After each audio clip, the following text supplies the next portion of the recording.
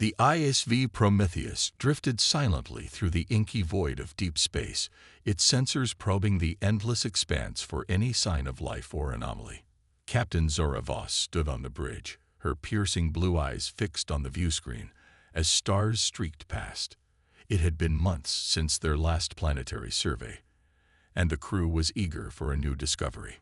Suddenly, a sharp ping echoed through the bridge. "Captain, we've intercepted a signal," Lieutenant Kai Solaris reported from his station.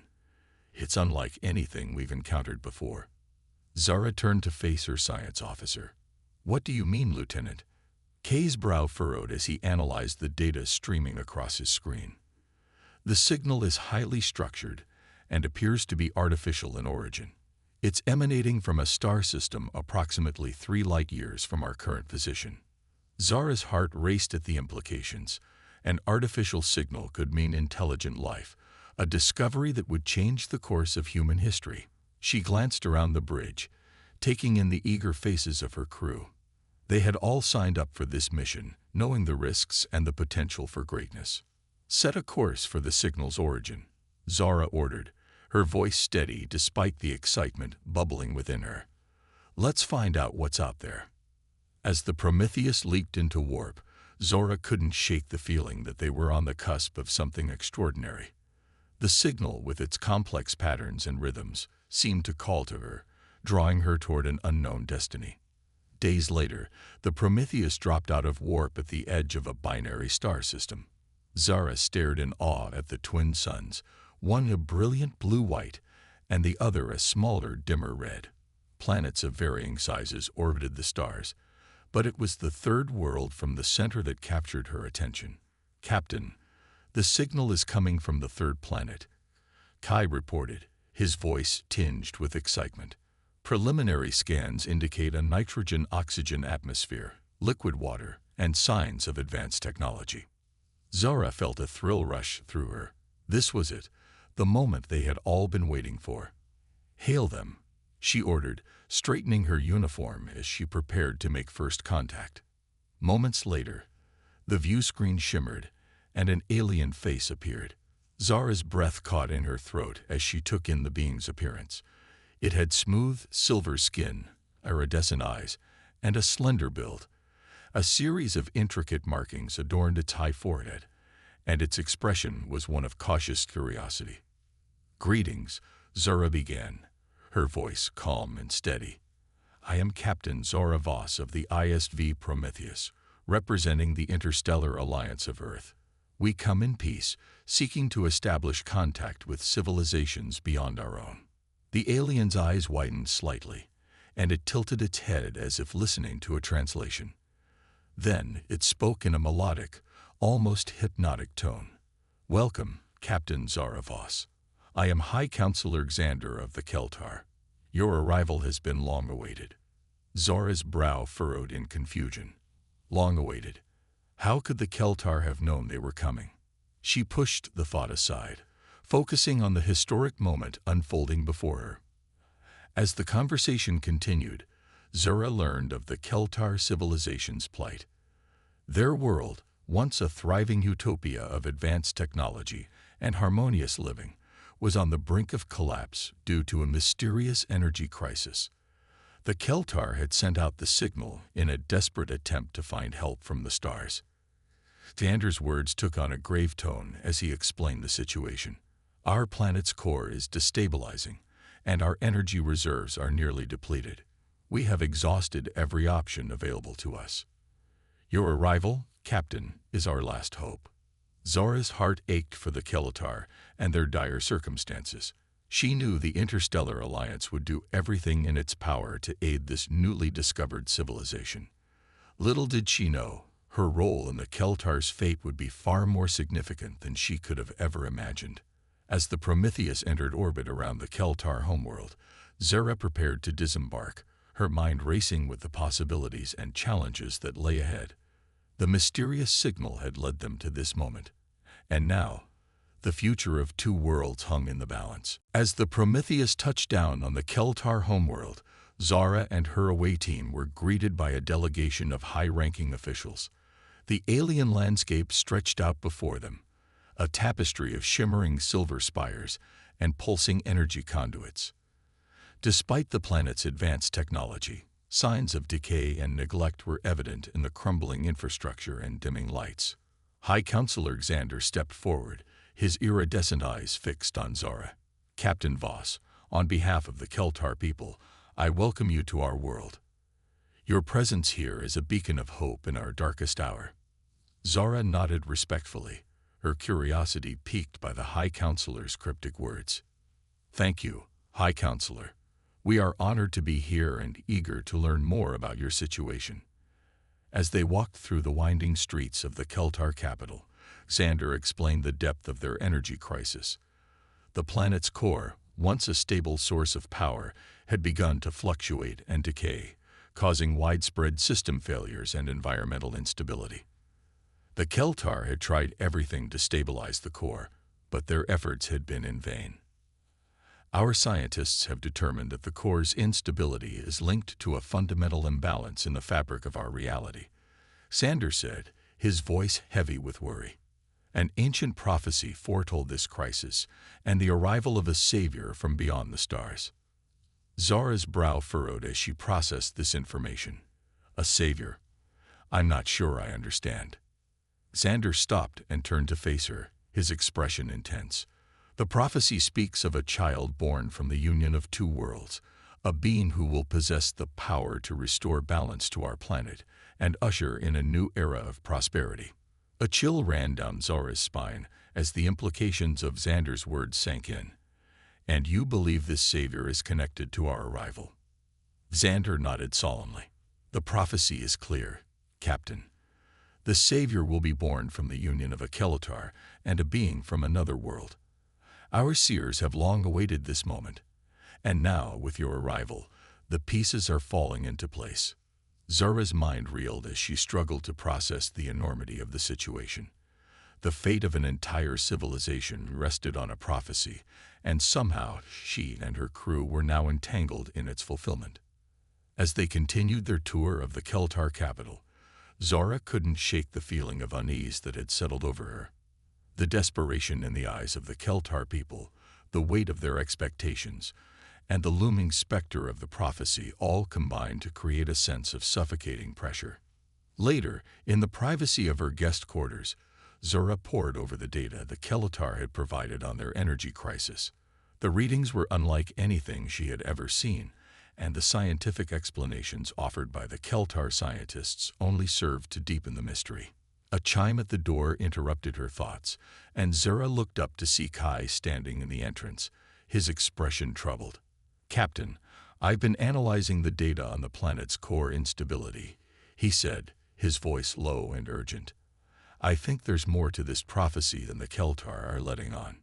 Zora motioned for him to enter, her curiosity piqued. "What do you mean?" Kai pulled up a series of graphs on his datapad, pointing to the fluctuating energy readings. "These patterns, they're not random. There's a level of complexity here that suggests intelligence, almost as if the core is responding to some external stimulus." Zora's eyes widened as she studied the data. "Are you suggesting the planet itself is alive?" "I can't say for certain," Kai admitted, "but there's definitely more going on here than a simple energy crisis. We need to be cautious, Captain. We don't fully understand the forces at play." As Kai left her quarters, Zora sank back into her chair, her mind racing. The mysterious signal had led them to this world, but now, the true nature of their mission was beginning to reveal itself. The prophecy, the energy crisis, and the strange readings from the planet's core all pointed to a deeper, more profound truth that had yet to be uncovered. Zora knew one thing for certain: the fate of the Keltar, and possibly the future of her own people, now rested on the decisions she would make in the coming days. The weight of that responsibility settled heavily on her shoulders as she gazed out at the alien cityscape, the pulsing lights of the Keltar civilization, a haunting reminder of the stakes at hand. The next morning, Zora and her away team were summoned to the Keltar High Council chambers. As they entered the cavernous room, Zora couldn't help but marvel at the intricate tapestries and pulsing energy conduits that adorned the walls. The council members, each adorned in shimmering robes and bearing the same intricate markings as Xander, regarded the humans with a mix of curiosity and apprehension. Xander stepped forward, his eyes locking with Zora's. "Captain Voss, the High Council has convened to discuss the prophecy and its implications for our two civilizations. We believe the time has come for you to fully understand your role in the fate of our world." Zora nodded, her heart racing, as she prepared to confront the truth that had been lurking at the edges of her consciousness since their arrival. Xander waved his hand, and a holographic projection sprang to life in the center of the room. Images of swirling galaxies and distant worlds danced before them, narrated by a soft, melodic voice. "In the time of our greatest need, when the heart of our world grows weak and the light of our civilization fades, a savior will come from beyond the stars. Born of two worlds, this child will possess the power to restore balance and usher in a new era of prosperity." As the prophecy unfolded, Zora watched in stunned silence as the images shifted to depict a human woman, her features bearing an uncanny resemblance to her own. The woman stood hand in hand with a Keltar male, their union representing the merging of two civilizations. "The child of this union will be the key to our salvation," the narrator continued. "Their power will flow from the very fabric of the universe, bridging the gap between our worlds and healing the wounds that threaten to tear us apart."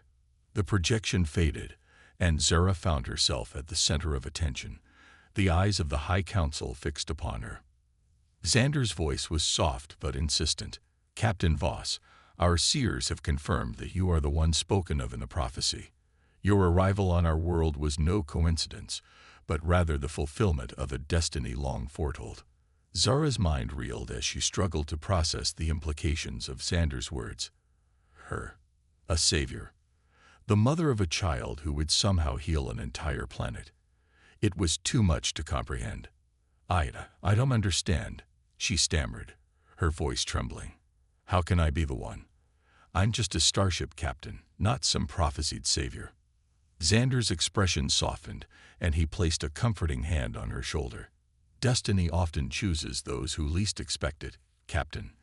The path before you may be uncertain, but know that the fate of our world, and perhaps the future of your own, rests upon your shoulders." As the meeting adjourned, Zora found herself wandering the halls of the Keltar citadel, her thoughts a tangled web of doubts and fears.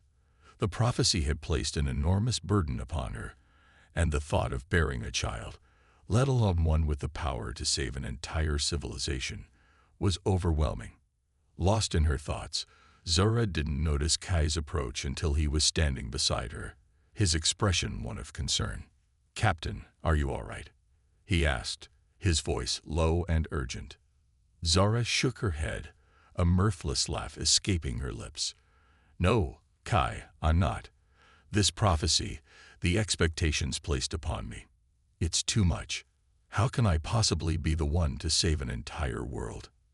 Kai's hand found hers, his touch a comforting anchor in the storm of her emotions. "Zara, I know this is overwhelming, but you're not alone. The crew and we're here for you. We'll face this together, no matter what." Zora looked up at him, her eyes shining with unused tears. "Thank you, Kai. I don't know what I would do without you and the others." As they stood there, the weight of the prophecy hanging over them, Zora couldn't shake the feeling that their journey had only just begun. The Keltar's fate and her own destiny were now inextricably linked, and the path forward was shrouded in uncertainty. But with her crew by her side, Zora knew she had the strength to face whatever lay ahead. The prophecy had chosen her for a reason, and she would not shy away from the responsibility placed upon her shoulders. As the twin suns of the Keltar homeworld set on the horizon, casting a warm glow over the shimmering cityscape, Zora steeled herself for the challenges to come. The fate of two worlds now rested on her shoulders, and she would not let them down. In the days that followed, Zora found herself consumed by the weight of the prophecy and the responsibility it placed upon her. She spent long hours in meetings with the Keltar High Council, poring over ancient texts and scientific data in a desperate attempt to find an alternative solution to the planet's energy crisis. But as the days turned into weeks, it became increasingly clear that the prophecy was the only path forward. The Keltar's top scientists had exhausted every possible option, and the planet's core continued to destabilize at an alarming rate. It was during one of these meetings that Sander finally broached the subject that had been on everyone's minds. "Captain Voss," he began, his voice heavy with the weight of his words, "I know this is not an easy thing to ask, but the time has come for us to discuss the prophecy and your role in its fulfillment." Zara's heart raced as she met Sander's gaze, the gravity of the moment settling over her like a suffocating weight. "The procedure," Sander continued, "is not without risk.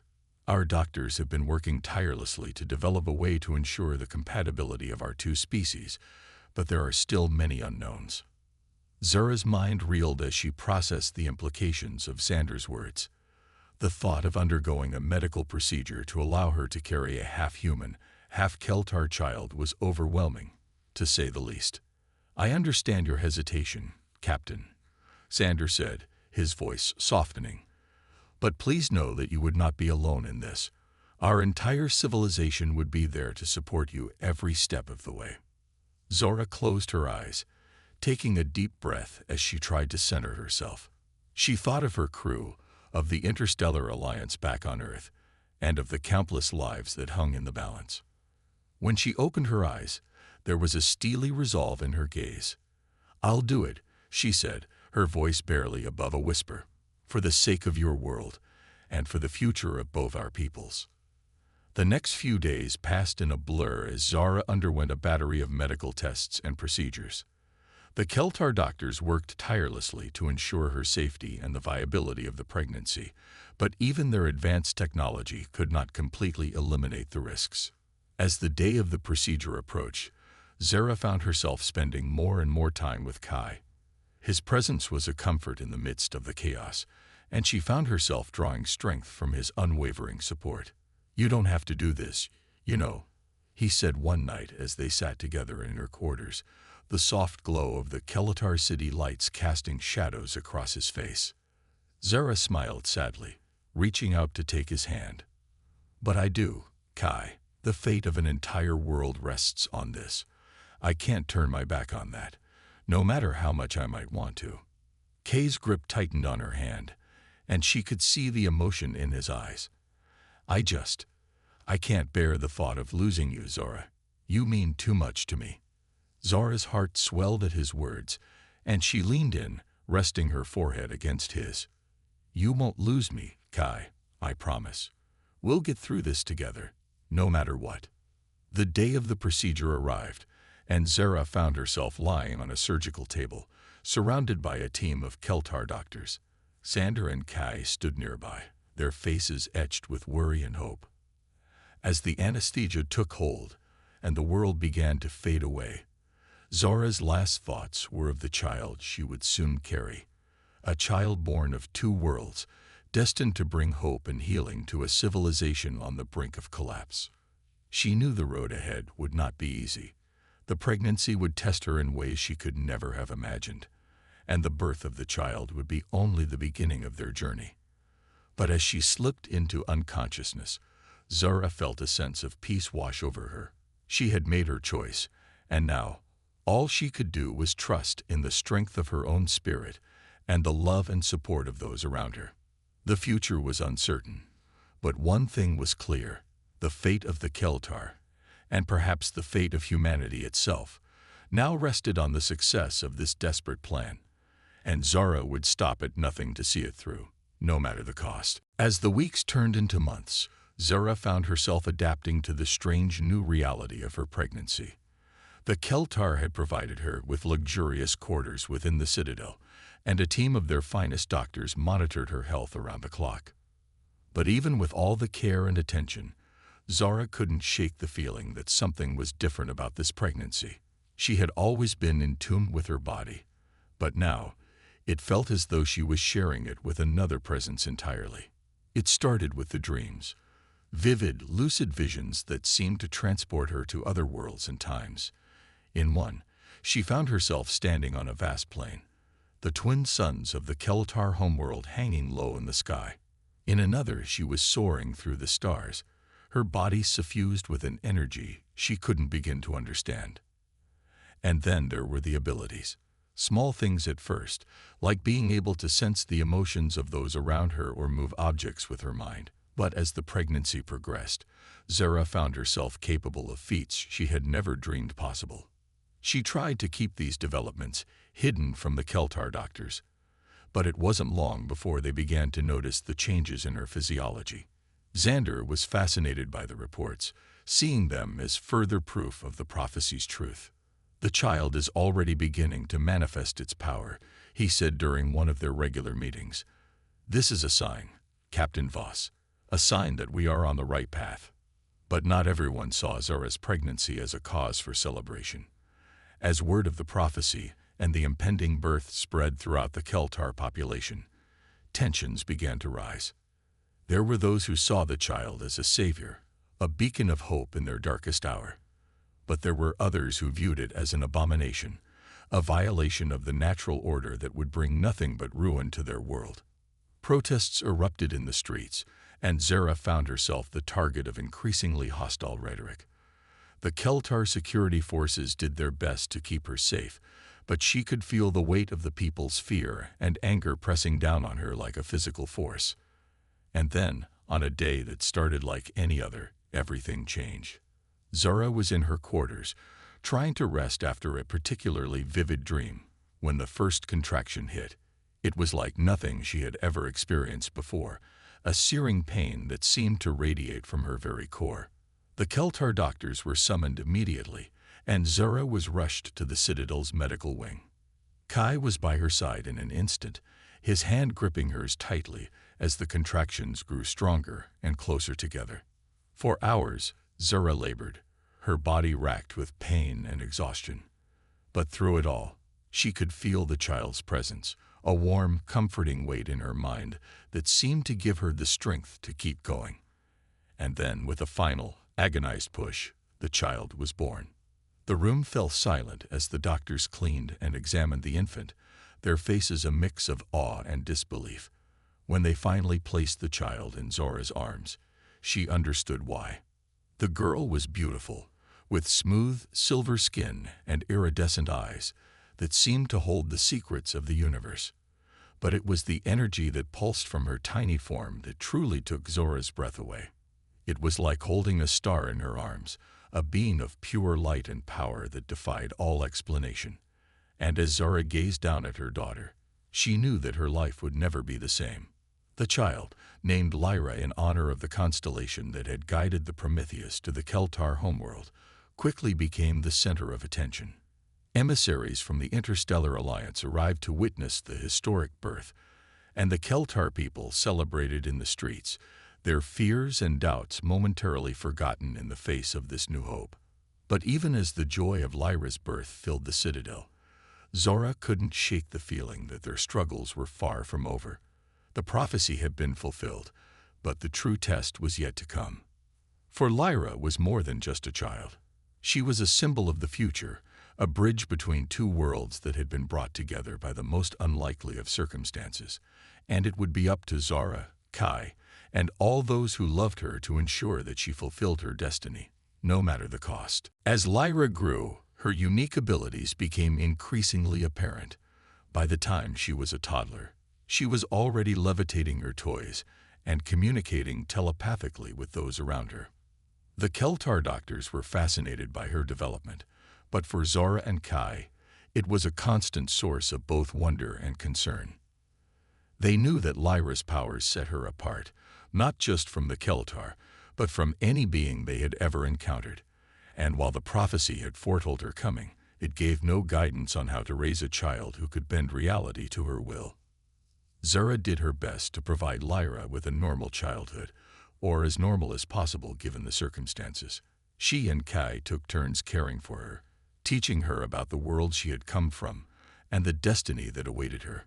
But even as they nurtured Lyra's human side, they could not ignore the influence of her Keltar heritage. Xander and the other council members took a keen interest in her development, seeing her as the key to their planet's survival. As Lyra grew older, she began to spend more and more time with the Keltar doctors and scientists, learning to harness and control her abilities. Zara watched with a mix of pride and trepidation as her daughter mastered skills that defied the laws of physics and biology.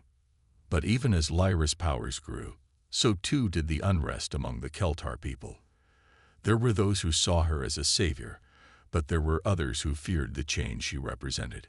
They whispered that she was an abomination, a violation of the natural order that would bring destruction to their world. Tensions came to a head when Lyra was 10 years old. A group of radicals, convinced that she was a threat to their way of life, attempted to kidnap her from the Citadel. The attack was thwarted by the Keltar security forces, but it left Zara and Kai shaken. They knew that they could not protect Lyra forever, and that the time was coming when she would have to face her destiny head-on. That time came sooner than anyone expected. Just days after the attempted kidnapping, the Keltar homeworld was rocked by a series of massive quakes. The planet's core, which had been stabilized by Lyra's birth, was once again beginning to deteriorate. Xander and the other council members were desperate. They had hoped that Lyra's presence would be enough to maintain the balance, but it was clear that more drastic measures were needed. They turned to Zara and Kai, pleading with them to allow Lyra to use her powers to heal the planet once and for all. But Zara was hesitant. She knew that the process would be dangerous, and that there was no guarantee of success. In the end, it was Lyra herself who made the decision. She had always known that her powers were meant for a greater purpose, and she was ready to fulfill her destiny. The ritual took place at the heart of the Citadel, in a chamber that had been specifically designed to amplify Lyra's abilities. Zara and Kai watched as their daughter stepped into the center of the room, her eyes glowing with an otherworldly light. As Lyra began to chant in a language that no one understood, the ground beneath their feet began to tremble. The walls of the chamber cracked and buckled, and for a moment, Zara feared that the entire citadel would collapse. But then something incredible happened. A wave of energy burst forth from Lyra's body, washing over the planet like a cleansing tide. The quakes subsided, and the core stabilized, its power restored by the force of Lyra's will. In the aftermath of the ritual, the Keltar people rejoiced. They hailed Lyra as their savior, the child of prophecy who had delivered them from destruction. But for Zara and Kai, the moment was bittersweet. They knew that their daughter had fulfilled her destiny, but they also knew that her journey was far from over. For Lyra was no longer just a child of two worlds. She was a being of immense power, capable of shaping the very fabric of reality. And as she looked out over the celebrating crowds, her eyes filled with the wisdom of the ages, Zara knew that the true test of her daughter's strength was yet to come. The Great Awakening, when Lyra's powers would be needed once again, loomed on the horizon. And when that day came, Zara and Kai would be there to stand by their daughter's side, ready to face whatever challenges the universe had in store. Years passed, and Lyra grew into a young woman of extraordinary grace and power. Under the tutelage of the Keltar masters and the watchful eyes of her parents, she learned to wield her abilities with precision and control. But even as she mastered the ways of her Keltar heritage, Lyra never forgot her human roots. She spent long hours with Zara and Kai, learning about Earth and the Interstellar Alliance, dreaming of the day when she would see her mother's homeworld for herself. That day came sooner than anyone expected. A message from Earth, garbled and distorted by the vast distances of space, reached the Keltar homeworld. The Interstellar Alliance was in crisis, threatened by a force that defied all understanding. Zara and Kai knew that they had to respond, but they were torn. They couldn't leave Lyra behind, not when she was still so young and untested. But they also knew that they were needed back on Earth, and that the fate of the Alliance hung in the balance. In the end, it was Lyra who made the decision for them. She insisted on accompanying her parents back to Earth, determined to use her powers to aid the Alliance in any way she could. The journey was long and perilous, But Lyra faced each challenge with the same unwavering courage and determination that had defined her life on the Keltar homeworld. When they finally arrived at Earth, they found a planet in chaos. The force that threatened the Alliance was unlike anything they had ever encountered. It was a being of pure energy, vast and incomprehensible, that seemed to exist outside the bounds of time and space. The Alliance had thrown everything they had at the entity, but nothing seemed to have any effect. Ships were swallowed whole, entire planets were consumed, and the death toll was climbing by the day.